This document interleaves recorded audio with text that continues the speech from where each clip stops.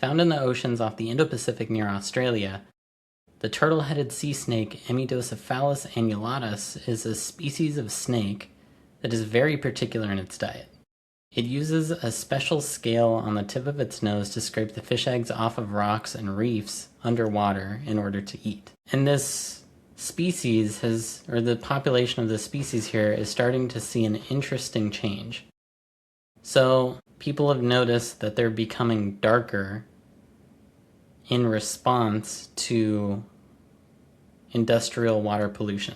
So this is a little bit more interesting, I think, and more indirect than the elephant example. When I first heard about this, I thought it was going to be because they were harder to spot in like darker polluted waters, but no. It's even cooler than that. Tragic, but still cool. Darker means over time, the dark individuals have been able to cope better in the new environment. And scientists found that darker snakes were darker because they had more melanin in their cells. And these are on the surface skin cells. Scientists found that this melanin is better at binding to toxic substances found in the water.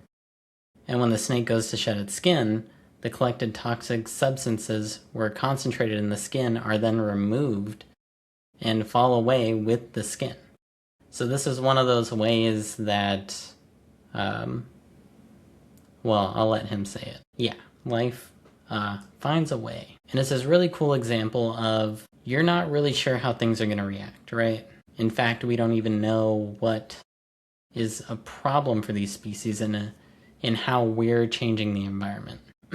Which is fair. It's complicated, right? But the fact that we want to get from A to B, right? We put up a highway, we invent cars, we do all these genius inventions and set up the systems and do our thing, and then we figure out that what we're doing is a problem.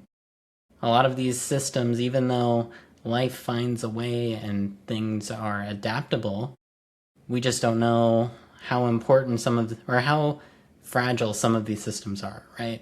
Who would have known that, the tires on the highway or the engines that we've made in order to just get around, or the air conditioning unit nearby is whatever we've created, the ingenious inventions that people have created are an issue for species like frogs that are just trying to do what they've done for hundreds of thousands, maybe millions of years. I should have looked into it. I don't know how long, but they've been doing the same thing for a very long time, right? They make noise in order to cue up their fellow members of their species in order to say, hey, this is my territory, get away, or hey, females, I'm healthy and I want to mate, right?